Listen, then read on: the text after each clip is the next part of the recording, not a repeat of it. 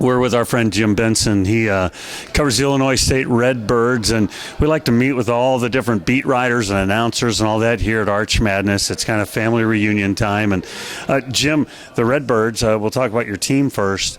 Really a down year in terms of wins and losses, and yet they've been better lately. Yeah, they have. The last 7 games, they've been 3-4, but 2 of those losses were on the road to UNI and Loyola, and then the other one was when they had an 18-point halftime lead against Valparaiso and lost it. So yeah, they're playing some of their best basketball of the year. They really played really well the first 4 games of the year, and then it was kind of like downhill, and you thought maybe they peaked the first 4 games of the season, but they're kind of getting back now, and they're getting a little bit healthier too.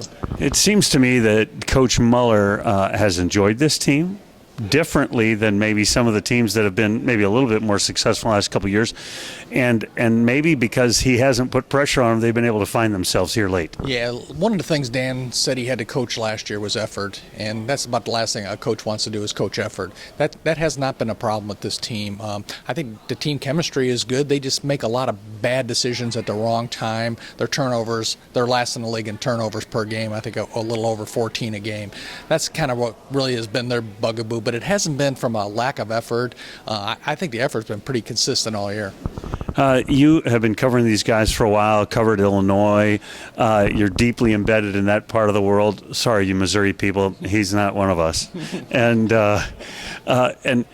But basketball in the state of Illinois, I think, is so outstanding. I mean, there's great basketball talent all throughout the state. Obviously, the University of is having a really terrific season. So talk about just maybe what you see, even in the high school realms and all that in your area. In the area or the state? I mean, the state, the state, basketball's in the DNA of Illinois. It's a basketball state. There is no doubt about it. And it's not just Chicago. It's kind of the whole state. And I think a lot of people from outside Illinois just think all the talent is based in Chicago. I mean, when I covered Illinois, they were stocked with players from Peoria. I mean, there was a Peoria pipeline to Champaign. Frank Williams, Sergio McLean, Marcus Griffin, just kind of all those guys.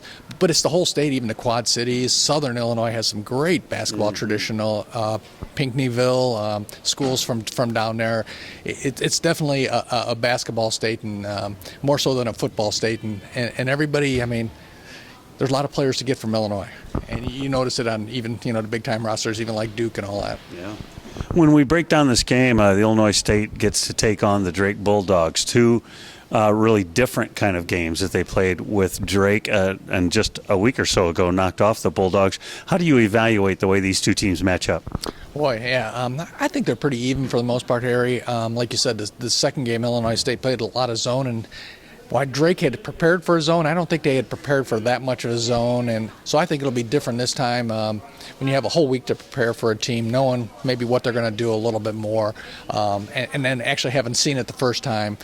It's going to be Drake's going to be ready for that, so Illinois State's going to have to be able to play man-to-man effectively, and that means stopping Robbins inside. Now, the good thing is they have 4 guys who are probably going to, take turns. They're going to hand off and, get a lot of fouls on them and all that. I expect their post players to get a lot of fouls tonight. But if Illinois State's defense is kind of on point, I think they have a pretty good chance to win tonight. The Redbirds have a refurbished arena. There's work going on. Loyola has a new practice facility.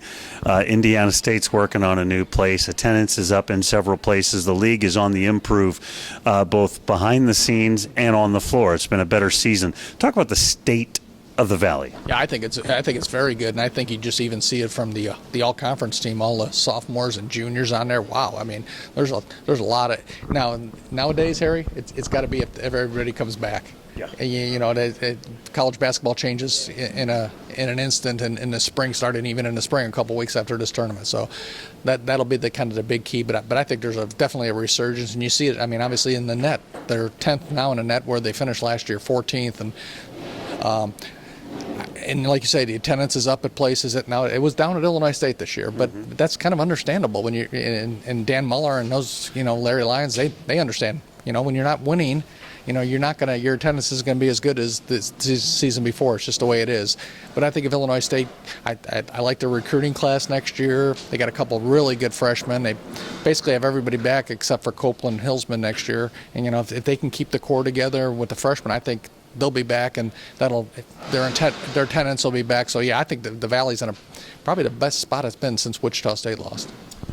You talked about those freshmen. Horn and Reeves are guys that clearly they think they can build around. Oh, without a doubt. And I think when Dan had his best team in 2017, that it was built around 4 guys who had been here for 4 years, and that's how you win in the Valley. I mean, look at UNI's roster. I mean, gosh, they got a bunch of fifth-year guys, even fifth-year guys, fourth-year juniors, and all that. That's how you win in the Valley. You fill in with a couple transfers, maybe like Porter has. He's done a great job with DeCusters and Marcus Towns, and this year with Tate Hall and Clemens.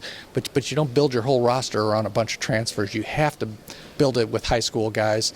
In Illinois State, like you say, they've got 2 really good guys, and I think Jai is actually a player who could really help them in the future. They got 3 really good building blocks there, and they have 3 freshmen coming in right now in the spring, and I think all of them could have an impact next year. Yeah, I've been poking around trying to find out about your recruits, about the Illinois State recruits, and what do I know? But anyway, they sound good, the people I've talked to. And all recruits sound good until they actually get here, so everybody always has the greatest recruiting class, so it'll be interesting to see what happens. Before I let you go, one of the things I love about this tournament, I'm a basketball guy, so I love basketball, love the Valley because it's good basketball and all that as well. But one of the things I love about this tournament is guys like you. And we were just talking to Todd Hefferman and Wyatt Wheeler and some of the guys that are around the room, and the broadcasters too. There is such a fraternal feel around this group of administrators, broadcasters, and writers. It's very unique, isn't it? It is, and like I said, I've covered the Big Ten for 18 years, and you don't get that feel at all around the Big Ten. And really in this league, it starts with the top. It starts with Doug Elgin, starts with Jack, and then it starts with Mike Kern. I mean, those guys have been here so long, and it's their family feel around the Valley where you don't get now. Now, Creighton fans just blast me on Twitter because I said Creighton was going to regret moving from the Valley.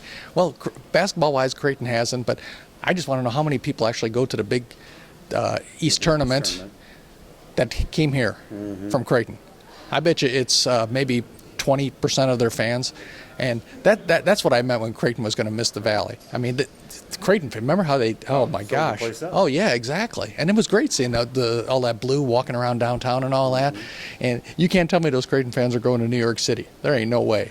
Some of them are, and obviously they've done a great job. But that's what I meant with the Creighton fans. But they don't want to hear that. They just thought And if you ask some of their their other sports coaches, I'm sure they don't like the Big East very much with all the travel and all that. Yeah, because they're not flying. They're not flying on they're flying commercial. So that means stopping in Chicago. But there is a feel in the Valley that is not there in the bigger leagues. There's no doubt about it.